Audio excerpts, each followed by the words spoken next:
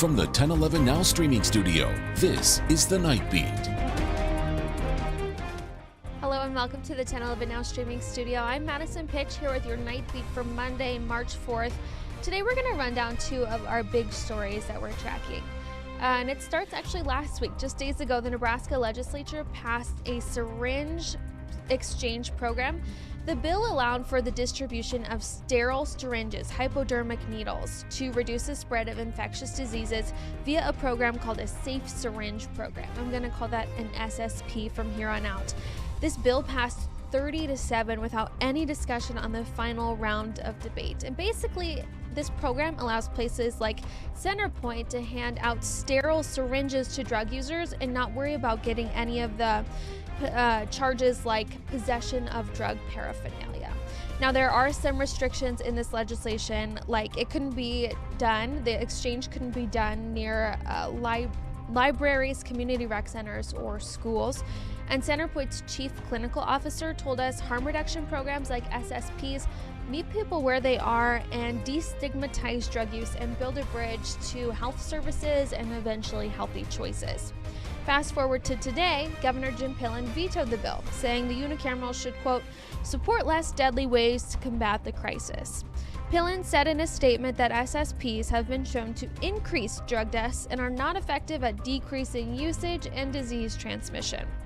An assistant research professor at UNL reached out to us saying he hasn't heard of that in any SSP research, adding, quote, there's a large amount of research showing that SSPs do not increase drug use and that participants in these programs have higher rates of entering treatment than if the SSP was not present.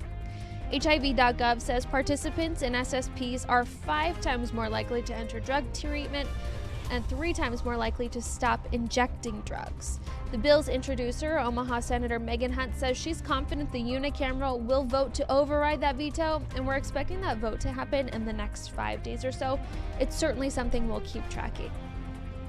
And one more thing before we go, we were at the community meeting at Woods Park today about the expansion of the tennis center. There are 2 sides on this issue. The first side wants the expansion. It would add 4 indoor courts and 3 outdoor courts and some parking. It's estimated that would take up about 1.5 acres of parkland. Parks and Rec says the expansion means more people could use the courts. The second side wants to keep the city's green spaces green, saying they need to be protected. So today, the city heard from both sides, and they hope to have a decision on the expansion proposal by May. The final community meeting will be tomorrow from 11:30 to 1:30. And there's an online survey open through the 17th. And that is it for us today. Thanks for joining us for the Night Beat. We've got more news, weather, and sports tonight at 10 and all night long on 1011now.com. Before we go, a look at your 7-day forecast.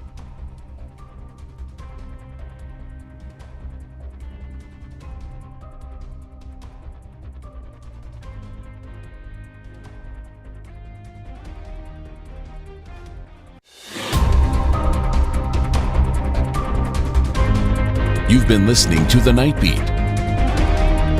Watch, listen, and stream on the 1011 app on YouTube or wherever you get your podcasts.